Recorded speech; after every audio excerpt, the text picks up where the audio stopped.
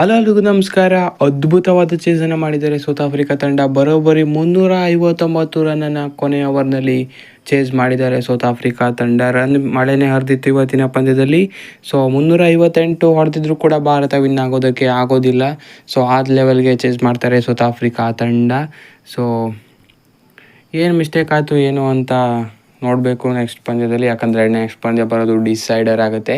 So 358 ಕೂಡ defend ಮಾಡೋಕ್ಕಾಗಿಲ್ಲ ಅಂದರೆ ಆ ಥರ ಒಂದು ಪ್ರಶ್ನೆ ಬರೋದು ಸಹಜ. ಸೊ ಆದರೆ ಬ್ಯಾಟಿಂಗ್ಗೆ ಸ್ವಲ್ಪ ಅನುಕೂಲ ಆಯಿತು. ಪಿಚ್ ಕೂಡ ಹಾಗೆಯೇ ಡ್ಯೂ ಕೂಡ ಬಂದಿತ್ತು. ಸೊ ಹಾಗಾಗಿ ಅನುಕೂಲ ಆಗಿರುತ್ತೆ. ಸೊ ಕೊನೆಯಲ್ಲಿ ಅದ್ಭುತವಾದ ಫೈಟ್ ಕೊಟ್ಟಿದ್ದರು ಬೌಲರ್ಸು. ತುಂಬಾ ಜಾಸ್ತಿ ರನ್ ಬೇಡ ಅಂದರು. ಲಾಸ್ಟ್ 10 ಓವರ್ ತುಂಬಾ ಸಖತ್ ಕಂಬ್ಯಾಕನ್ನು ಮಾಡಿದರು. So unfortunately south Africa win ಆಗ್ತಾರೆ. ಸೊ ಇದರಿಂದ ಡಿಸೈಡರ್ಗೆ ಹೋಗುತ್ತೆ ಈ ಸರಣಿ.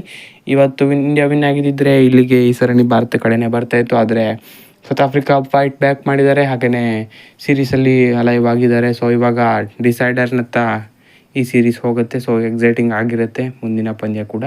ಸೊ ಈ ಮ್ಯಾಚ್ನಲ್ಲಿ ಏನೇನಾಯಿತು ಅಂತ ನೋಡೋಣ. ಈ ವಿಡಿಯೋದಲ್ಲಿ ಹೇಳ್ಕೊಂಬಂದು ಚಾನಲ್ಗೆ ದಯವಿಟ್ಟು ಸಬ್ಸ್ಕ್ರೈಬ್ ಮಾಡಿ. ಬನ್ನಿ ವಿಡಿಯೋನ ಪಟಾಪಟ್ ಅಂತ ಸ್ಟಾರ್ಟ್ ಮಾಡೋಣ.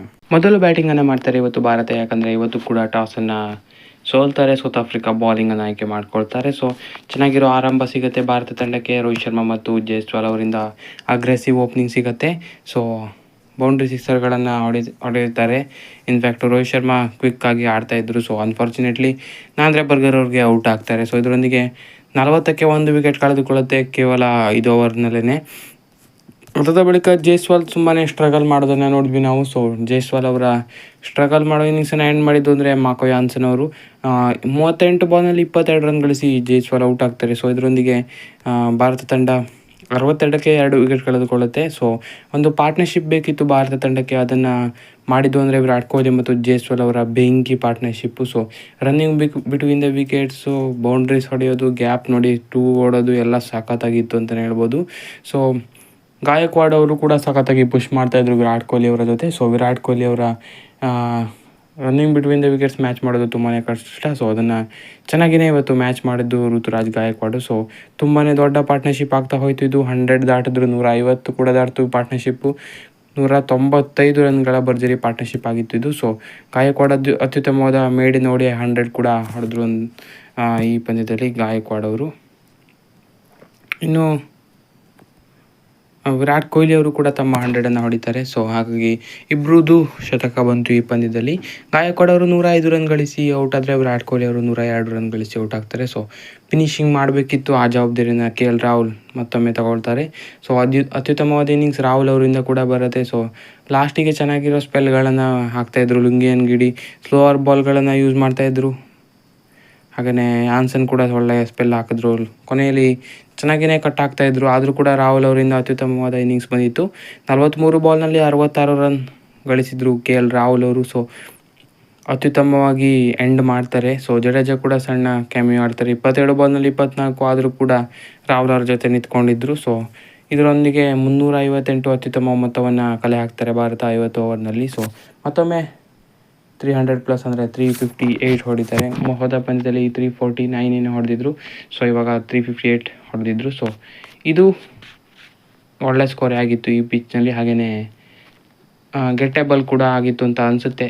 ಪಿಚ್ ಸೆಕೆಂಡ್ ಇನ್ನಿಂಗ್ಸ್ನಲ್ಲಿ ವರ್ಕ್ ಆಗೋದನ್ನು ನೋಡಿದ್ರೆ. ಹಾಗೆಯೇ ಡ್ಯೂ ಕೂಡ ಇತ್ತು. ಸೊ ಹಾಗಾಗಿ ಆದರೂ ಕೂಡ ಚೆನ್ನಾಗಿಯೇ ಸ್ಟಾರ್ಟಿಂಗ್ ಸಿಕ್ತು. ಯಾಕಂದರೆ ಡಿಕಾಕ್ ಅವರ ವಿಕೆಟ್ ಬೇಗನೆ ಕಳ್ಕೊಂಡ್ರು South Africa. Harshdeep Singh strike ಮಾಡ್ತಾರೆ. ಸೊ ಡಿಕಾಕ್ ವಿಕೆಟ್ ಕಳೆದುಕೊಂಡ ಬಳಿಕ ಅತ್ಯುತ್ತಮ ಪಾರ್ಟ್ನರ್ಶಿಪ್ ಬರೋದು ಮಾರ್ಕ್ರಮ್ ಮತ್ತು ಬೌಮಾ ಅವರ ನಡುವೆ ಅತ್ಯುತ್ತಮವಾದ ಪಾರ್ಟ್ನರ್ಶಿಪ್ ಬರುತ್ತೆ. ಇನ್ಫ್ಯಾಕ್ಟ್ 100 ರನ್ ಪಾರ್ಟ್ನರ್ಶಿಪ್ ಆಗಿತ್ತು ಅದು. ಮಾರ್ಕ್ರಮ್ ಅಗ್ರೆಸರ್ ಆಗಿದ್ದರೆ ಬೌಮಾ ಅವ್ರಿಗೆ ಸಖತ್ತಾಗಿ ಸಾಥ್ ಕೊಟ್ಟಿದ್ರು.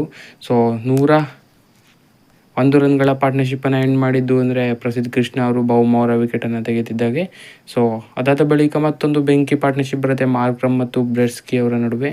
ಸೊ ಮಾರ್ಕ್ರಮ್ ಸಖತ್ತಾಗಿ ಆಡಿ 100 ಕೂಡ ಗಳಿಸ್ತಾರೆ. ಹಾಗೆಯೇ ಅಗ್ರೆಸಿವ್ ಬ್ಯಾಟಿಂಗ್ ಕೂಡ ಆಗ್ತಾರೆ. ಸೊ ಕೇವಲ 98 ಬಾಲ್ನಲ್ಲಿ 110 ರನ್ ಗಳಿಸಿ ಆಮೇಲೆ ಮಾರ್ಕ್ರಮ್ ಅವರ ವಿಕೆಟ್ ತೆಗೆದಿದ್ದು ಅಂದರೆ ಹರ್ಷಿತ್ ರಾಣಾ ಅವರು. ಸೊ ಇದಾದ ಬಳಿಕ ಗೇಮ್ಗೆ ಆರಾಮಾಗಿ ಬರ್ಬೋದು ಅಂತ ಅಂದ್ಕೊಂಡಿದ್ವಿ. ಆದರೆ ಬ್ರೆಸ್ಕಿ ಅವರ ಪಾರ್ಟ್ನರ್ಶಿಪ್ ಬೇರೆಯೇ ಲೆವೆಲ್ಗೆ ಇತ್ತು ಅಂತಲೇ ಹೇಳ್ಬೋದು. ಬ್ರೇವಿಸ್ ಅವರು ಕ್ವಿಕ್ ಫೈರ್ ಇನ್ನಿಂಗ್ಸು ಸ್ವಲ್ಪ ಇಂಡಿಯಾಕ್ಕೆ ಲಾಸ್ ಆಯಿತು ಅಂತಲೇ ಹೇಳ್ಬೋದು. ಯಾಕಂದರೆ ಕೇವಲ 34 ಬಾಲ್ನಲ್ಲಿ 54 ರನ್ ಹೊಡೆದಿದ್ರು. ಇದರಲ್ಲಿ 1 ಬೌಂಡ್ರಿ ಹಾಗೂ ಭರ್ಜರಿಯಾಗಿ 5 ಸಿಕ್ಸರ್ಗಳನ್ನು ಇವರು ಸಿಡಿಸಿದ್ರು. ಸೊ ಹಾಗಾಗಿ ಅತ್ಯುತ್ತಮವಾದ ಇನ್ನಿಂಗ್ಸನ್ನು ಬ್ರೇಕ್ ಮಾಡಬೇಕಿತ್ತು, ಅದನ್ನು ಕುಲ್ದೀಪ್ ಯಾದವ್ ಮಾಡ್ತಾರೆ.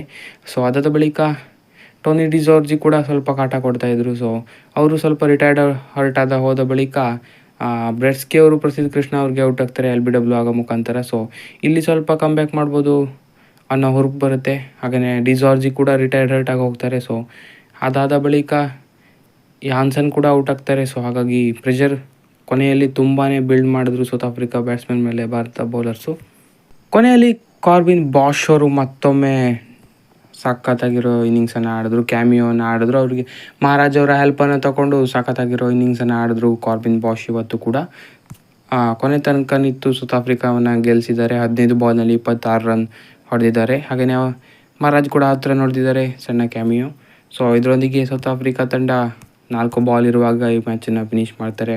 ಬೃಹತ್ ಮೊತ್ತವಾದ 359 ಕೂಡ ಚೇಸ್ ಮಾಡ್ತಾರೆ. ಸೊ ಮಾರ್ಕ್ರಮ್ ಅವರ ಇನ್ನಿಂಗ್ಸು, ಹಾಗೆಯೇ ಬ್ರೇವಿಸ್ ಅಂತ ಎಲ್ಲರೂ ಕೂಡ ಸಖತ್ತಾಗಿ ಕಾಂಟ್ರಿಬ್ಯೂಟ್ ಮಾಡಿದ್ದಾರೆ. ಕೊನೆಯಲ್ಲಿ ಬಾಷ್ ಅವರ ಆಟ ಕೂಡ ಮರೆಯೋಗಿಲ್ಲ ಅವರು. ಸೊ ಇದನ್ನು ಡಿಫೆಂಡ್ ಮಾಡೋದಕ್ಕೆ ಕಷ್ಟ ಆಯಿತು ಭಾರತದ ಬೌಲರ್ಸ್ಗೆ. ಸೊ ಇದು ಒಂದು ಕೂಡ ಪ್ರಶ್ನೆ ಬರ್ಬೋದು. ಸೊ ಅಷ್ಟು ದೊಡ್ಡ ಮೊತ್ತ ಆಗಿತ್ತು. ಸೊ ಎಲ್ಲರೂ ಕೂಡ ಸುಮಾರು ದುಬಾರಿ ಆಗಿದ್ದಾರೆ. ನೋಡೋಣ, ಮುಂದಿನ ಪಂದ್ಯ ಕೂಡ ಸಖತ್ತಾಗಿರುತ್ತೆ, ಯಾಕಂದರೆ ಅದು ಡಿಸೈಡರ್ ಪಂದ್ಯ ಆಗಿರುತ್ತೆ.